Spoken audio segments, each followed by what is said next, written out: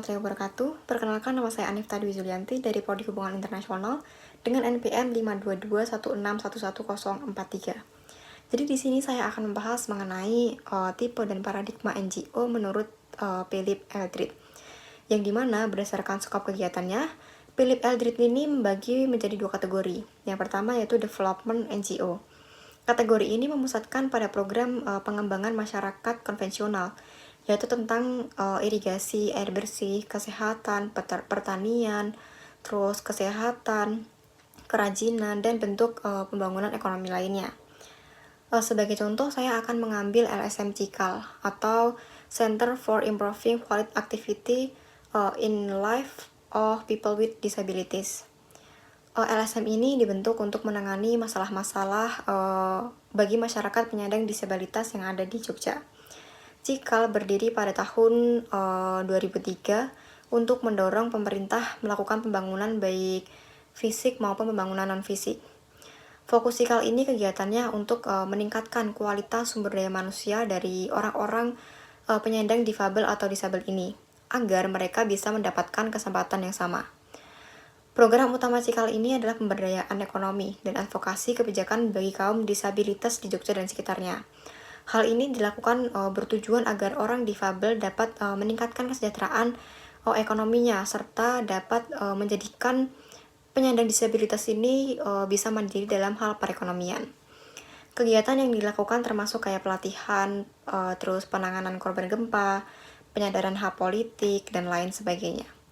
Dalam perannya sebagai development NGO, Cikal ini berkolaborasi dengan pemerintah dan berbagai organisasi internasional seperti kayak Donor Internasional, USAID, dan Australian Aid untuk mendorong pembangunan yang dapat memfasilitasi kehidupan penyandang disabilitas ini, kayak seperti dengan peningkatan infrastruktur publik yang ramah disabilitas. Cikal ini termasuk dalam kategori ini karena yang berfokus terhadap pembangunan ekonomi dan pemberdayaan penyandang disabilitas. Jadi LSM ini itu memberikan pelatihan internet marketing untuk meningkatkan penjualan produk yang sudah dilakukan atau sudah dilatih dari binaan mereka sendiri. Selain itu, Cikal ini juga sebagai jembatan antara penyandang disabilitas ini antara disabilitas dan pemerintah dalam pengembangan ekonomi mereka. Yang kategori kedua yaitu tentang mobilization NGO. Jadi fokus pada kategori ini itu tentang pendidikan dan mobilisasi masyarakat miskin. Jadi isu-isu yang diangkat ini seperti kayak ekologi, terus hak asasi manusia, status perempuan, hak hukum atas kepemilikan tanah, tunawisna, dan kayak penghuni liar di kota-kota besar. Sebagai contohnya saya mengambil Amnesty International, yang dimana NGO ini didirikan pada tahun 1961 oleh Peter Benenson di Inggris. Jadi Amnesty International ini bertujuan untuk mempromosikan dan melindungi hak asasi manusia. Kegiatan utamanya itu termasuk kayak penelitian, advokasi, kampanye, edukasi, dan lain sebagainya untuk mengakhiri pelanggaran hak asasi manusia seperti kayak penyiksaan, hukuman mati, diskriminasi, dan lain-lain. Selain itu, Amnesty International ini tidak hanya berfokus pada advokasi di tingkat kebijakan saja, tetapi juga aktif dalam memobilisasi masyarakat. Mobilisasi masyarakat untuk terlibat dalam isu-isu hak asasi manusia. Kayak melalui kampanye publik, demonstrasi, dan penggalangan petisi, Amnesty International ini juga berusaha mendidik masyarakat tentang pentingnya perlindungan hak asasi manusia dan mendorong mereka untuk mengambil tindakan terhadap pelanggaran yang terjadi. Jadi organisasi ini cenderung kritis ya terhadap kebijakan pemerintah yang dianggap tidak akomodatif terhadap kepentingan rakyatnya sendiri. Seperti kayak dalam kasus pencarian suaka di Australia ini, di mana mereka menggerakkan opini publik untuk menuntut perlindungan hak-hak pengungsi. Amnesty ini tidak hanya berperan sebagai pengamat saja, tetapi juga sebagai agen perubahan yang menggerakkan masyarakat untuk memperjuangkan keadilan dan hak asasi manusia di seluruh dunia. Ini dikategorikan sebagai LSM mobilization ini karena LSM aktif dalam membangun kesadaran publik dan memobilisasi masyarakat untuk menekan pemerintah atas pelanggaran hak asasi manusia yang terjadi. Kemudian berdasarkan konteks jaraknya dengan pemerintah, yang pertama yaitu tentang high level partnership. Di sini dalam kategori ini yaitu berkaitan dengan pembangunan daripada advokasi. Jadi dia lebih fokus pada pembangunan saja daripada advokasi yang dia lakukan. Kegiatan LSM ini tidak berkaitan dengan proses politik. Sebagai contoh, saya mengambil tentang World Wildlife Fund atau WWF. WWF ini adalah sebuah organisasi non-pemerintah internasional yang menangani masalah-masalah tentang konservasi. Selain itu juga tentang penelitian dan restorasi lingkungan hidup. WWF ini didirikan pada tahun 1961 yang berfokus pada pelestarian keanekaragaman hayati dan pengelolaan sumber daya alam yang berkelanjutan di seluruh dunia.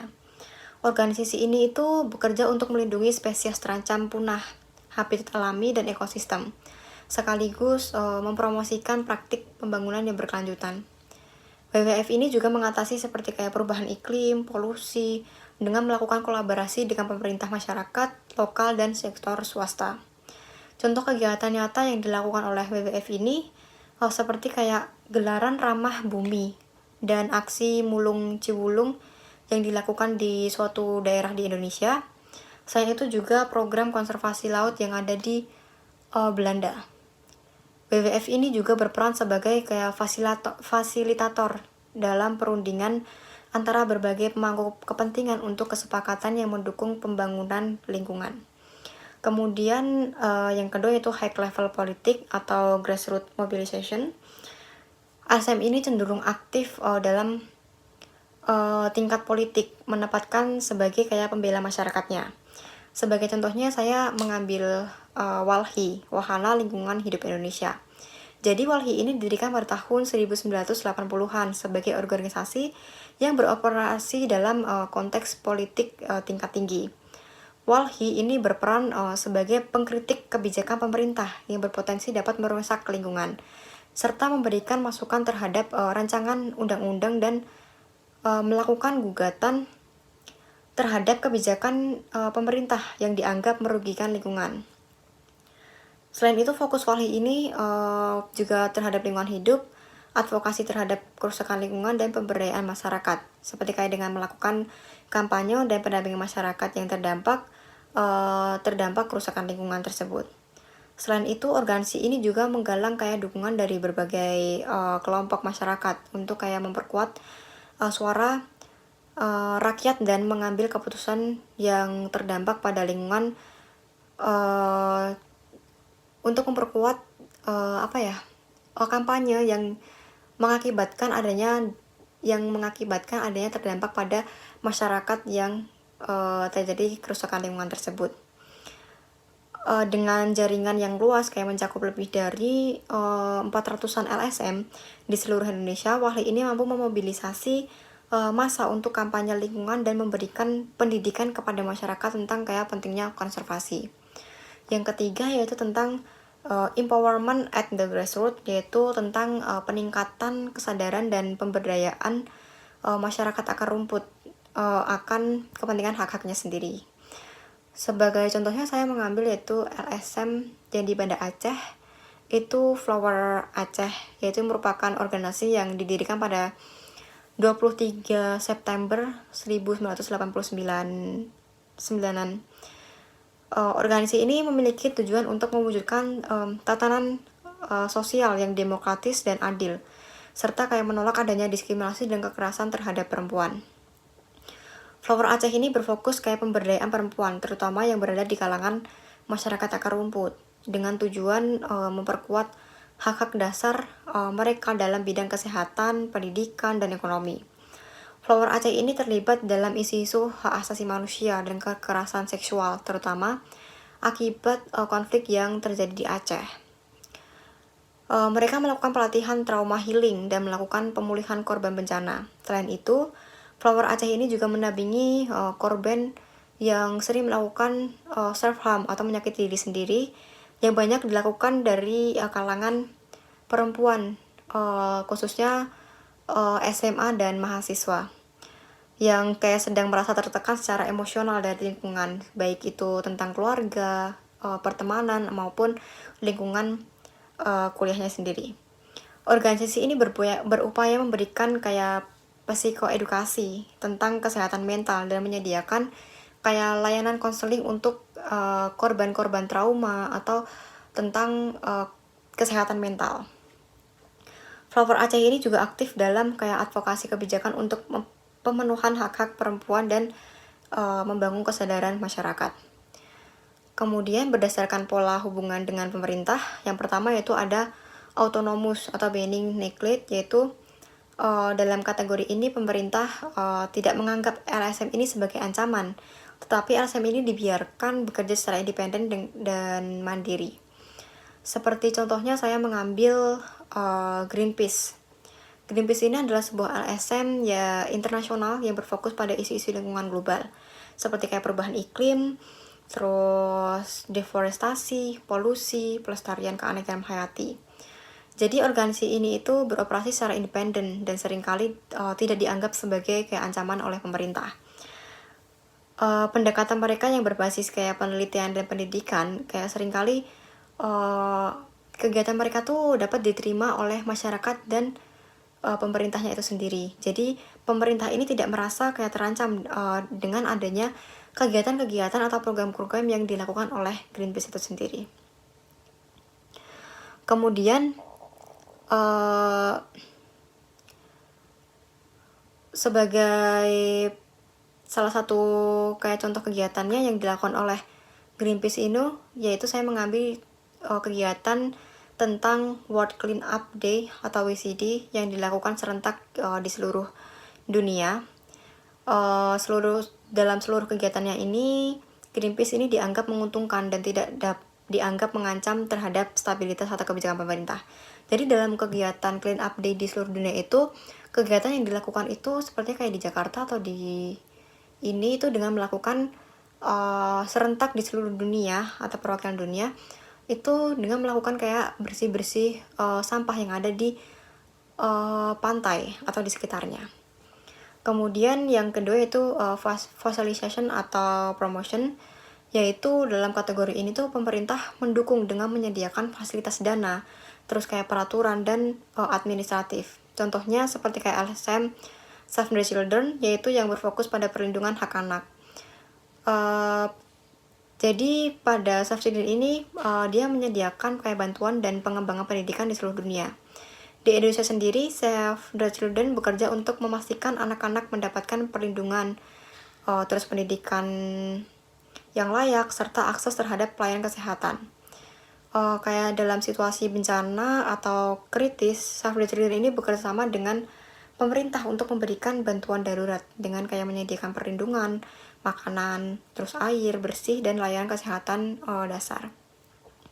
Dalam melaksanakan programnya tersebut, LSM ini tuh mendapatkan dukungan dan fasilitas dari pemerintahnya, seperti kayak dukungan dana, terus infrastruktur, peraturan, dan administratif dari pemerintah.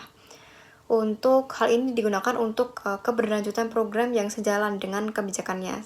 Biasanya tuh pemerintah melakukan fasilitas-fasilitas ini karena LSM ini dianggap dapat menguntungkan pemerintah atau sejalan dengan kebijakan pemerintah itu sendiri. Kemudian dalam kegiatan yang dilakukan itu seperti kayak dengan melakukan membangun sekolah yang di daerah terpencil. Kemudian selain itu juga terdapat kegiatan lainnya, yaitu tentang pelatihan kepada guru dan tenaga kerja. Terus yang ketiga yaitu kategori collaboration, yaitu tentang pemerintah menganggap bahwa bekerja sama dengan kalangan LSM itu merupakan suatu yang menguntungkan. Di sini saya juga mengambil studi kasus yang sama, yaitu Save the Children. Jadi Save the Children ini bekerja sama dengan pemerintah Indonesia untuk kayak meningkatkan kebijakan perlindungan anak, terus menyediakan pendidikan darurat di wilayah bencana, serta memfasilitasi pelatihan bagi tenaga pendidik dan tenaga kesehatan dalam menangani anak-anak yang membutuhkan bantuan. Kemudian Save the Children ini bekerjasama dengan pemerintah untuk kayak mengembangkan kebijakan yang berpihak kepada anak-anak, seperti kayak kebijakan pendidikan inklusif dan program pengurangan kemiskinan yang memperhatikan anak-anak. Save the Children ini turut mendukung pemerintah dalam implementasi dan pemantauan Konvensi Hak Anak atau CRC yang telah diratifikasi oleh Indonesia, serta memastikan kebijakan publik berfokus pada pemenuhan hak-hak anak. Selain pemerintah, jadi Save the Children juga bekerja sama dengan organisasi internasional seperti kayak UNICEF dan berbagai lembaga bantuan kemanusiaan untuk memperluas jangkauan program-program mereka di daerah-daerah yang membutuhkan. Kemudian yang keempat itu tentang co-optation atau absorption, yaitu pemerintah mencoba kayak menjaring LSM dan mengarahkan kegiatan LSM ini dengan kayak mengatur segala aktivitas mereka. Jadi tidak jarang bahwa kayak pemerintah ini melakukan kontrol secara aktif terhadap LSM tersebut. Sebagai contoh saya mengambil yaitu Oxfam Finlandia, yaitu Oxfam ini adalah organisasi internasional yang berfokus pada kayak pengentasan kemiskinan. Oxfam ini seringkali kayak mendapatkan fasilitas dana dari pemerintah. Jadi ketergantungan pada hibah tersebut dapat menciptakan situasi co-optation, yang dimana pemerintah ini memiliki pengaruh penuh terhadap prioritas program yang dijalankan. Selain itu, Oxfam ini memiliki pola hubungan kerjasama dengan pemerintah dalam mengadvokasi masyarakat. Dengan begitu, Oxfam ini berujung kayak dikendalikan dan dikontrol oleh pemerintah. Jadi kayak bisa saja tuh pemerintah ini tuh berusaha kayak menyesuaikan kegiatan LSM Oxfam ini dengan kayak kegiatan atau peraturan yang sudah dijalankan. Jadi mau nggak mau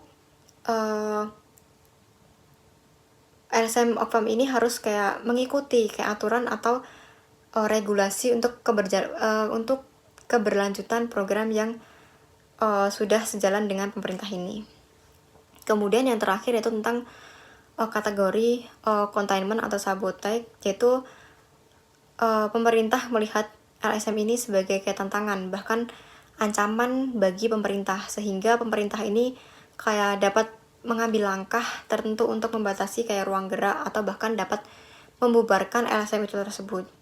Saya mengambil contohnya itu tentang Human Rights Watch atau HRW, itu yang dianggap sebagai ancaman oleh berbagai pemerintah karena aktivitasnya yang sering kayak mengungkap pelanggaran hak asasi manusia, termasuk kayak tindakan represif, korupsi, dan kebijakan diskriminatif yang dilakukan oleh negara-negara tersebut. Jadi HRW ini tuh secara konsisten melaporkan pelanggaran yang dilakukan oleh pemerintah, baik itu kayak militer atau kelompok bersenjata yang seringkali merusak citra internasional di negara-negara tersebut. Yang dimana kayak laporan yang diterbitkan oleh HRW ini biasanya digunakan untuk mendorong tekanan internasional terhadap pemerintah yang kayak melanggar hak asasi manusia, sehingga mereka ini dianggap sebagai kayak gangguan terhadap kedaulatan atau stabilitas politik domestik. Kayak misalnya itu HRW dituduh terlalu dekat dengan kebijakan luar negeri Amerika Serikat, sehingga laporan mereka itu dianggap tidak seimbang gitu. Terus dalam kasus tertentu kayak seperti di konflik Timur Tengah atau Amerika Serikat Latin, tuduhan tersebut tuh kayak sering digunakan oleh pemerintah untuk membatasi kayak ruang geraknya. Jadi kayak banyak negara tuh membatasi aktivitas HRW dengan alasan kayak keamanan nasionalnya atau kayak intervensi asing. Kemudian kayak yang di Rusia itu juga terdapat ini HRW ini telah dicap sebagai kayak agen asing. Sementara di Mesir dan Venezuela, staf HRW ini kayak dideportasi atas tuduhan melakukan kegiatan kayak anti negara. Tindakan ini kayak mencerminkan kayak upaya pemerintah itu merasa terancam. Jadi kayak dengan adanya kampanye yang dilakukan oleh HRW ini, itu tuh pemerintah merasa terancam karena dapat merusak tatanan atau sistem politik mereka sendiri. Sekian dari saya, kurang lebihnya mohon maaf. Terima kasih. Wassalamualaikum warahmatullahi wabarakatuh.